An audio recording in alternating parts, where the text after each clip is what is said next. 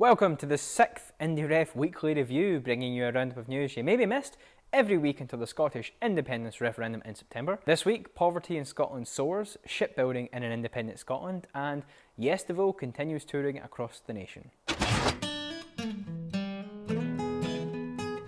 But first, David Cameron continues to stand by his opinion that this independence debate should only be between the people of Scotland, by visiting us again this week and pledging a load of money for Glasgow. It's totally not a bribe. Cameron has offered to give us £500 million worth of investment for Glasgow to invest in infrastructure and employment. The Scottish Express just went ahead and doubled the number of £500 million when they reported it, but that aside, let's actually look at what's being offered.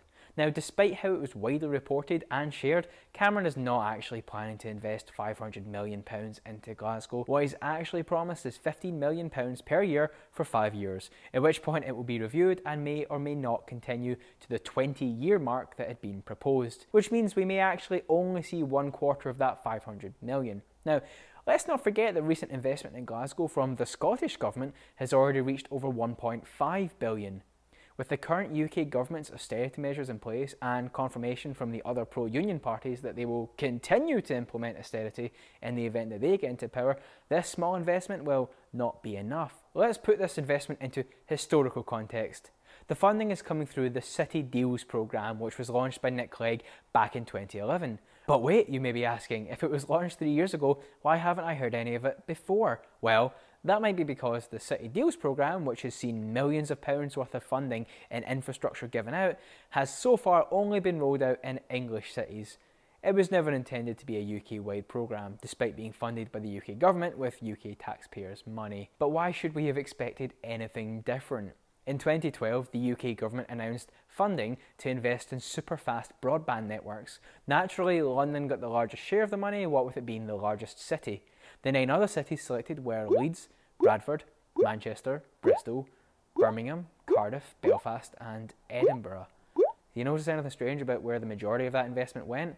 Glasgow was larger than Manchester, Bristol, Sheffield and Bradford, yet it didn't get funding. A Uswitch report showed that it is currently 39th for internet speeds in the UK, despite being the largest city in Scotland. It seems, as usual, that the investment went to English cities down south, with a token gesture made to the capitals of Scotland, Ireland and Wales. It may not seem like a big thing, but with more and more businesses moving to digital delivery, this move gives cities down south a major advantage over the rest of the UK and cripples competition. There is a long history of investing taxpayers' money into projects further south, damaging the north of England and the rest of the UK. This small contrition from Cameron on the lead up to the referendum is far too little, too late.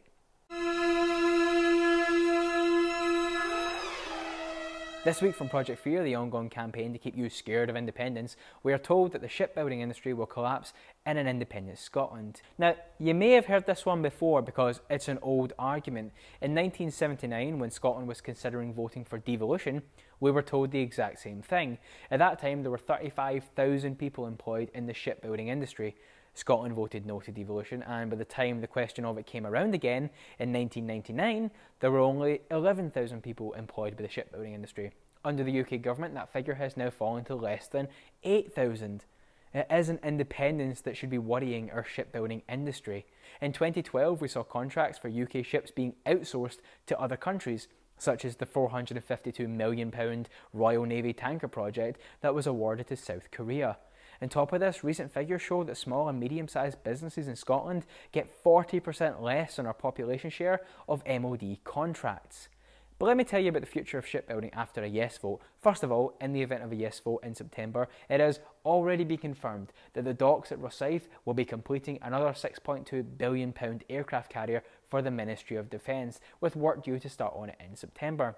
After that, if contracts don't come in from the UK government, it's because they're choosing to take the work elsewhere, not because they have to. And even if they did, the Scottish Government has already confirmed that they will be commissioning 4 Type 26 frigates for the new Scottish Navy. And if that wasn't enough, new EU clean air regulations require that Scotland replace nearly 100 ferries in the near future. And where do you think that work will be going? The fact is, under Westminster, our shipbuilding industry has been run into the ground, with them unwilling to provide loan guarantees for ships, meaning that there was no effective state support for the industry. The idea that it will collapse after a yes vote rather than thrive is a complete lie and plays off the fears of a community that has already been torn apart by the downsizing of the industry. After all, Jeff Searle, BAE Systems Type 26 Global Combat Ship Programme Director, has already said that they are favouring a £200 million redevelopment of the site at Scotstoun and that they have no plan B in the event of a yes vote. I want to give a very quick shout out to Yestival and the National Collective this week. You may remember a while back I encouraged everyone to donate some cash so that they could take the yes movement on the road with music and art. Well, it is happening right now. I was volunteering in Glasgow over the weekend and was lucky enough to have my picture taken with the Labour Vote No bus, which happened to drive past while we were standing outside. It's all great fun and they may be touring near you. Yestival, that is, not the bus. So check out upcoming dates, links below, and get along if you can.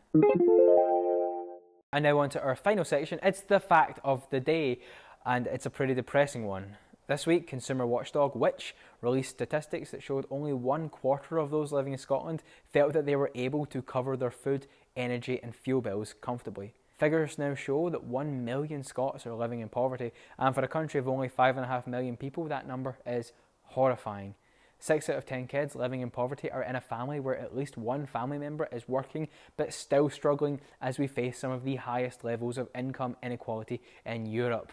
We are the only country to have discovered oil and gotten poorer. And how is the UK government handling this situation when food bank usage is at an all-time high?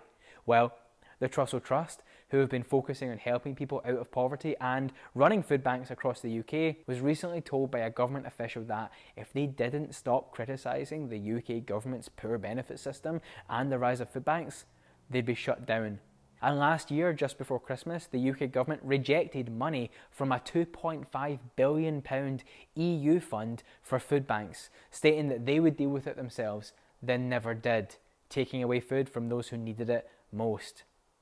Still think we're better together? That's everything from this week's INDYREF Weekly Review. Links to everything I've spoken about are below. I'll be bringing you your weekly roundup every week from now until September. If you have any questions or want to share some news stories, you can send them over to indyrefcommunity@gmail.com. Follow me on Twitter @StephenPayton134, and please do share, like and subscribe. Thanks for watching. I will see you all next week, and remember, don't hate the media, become the media.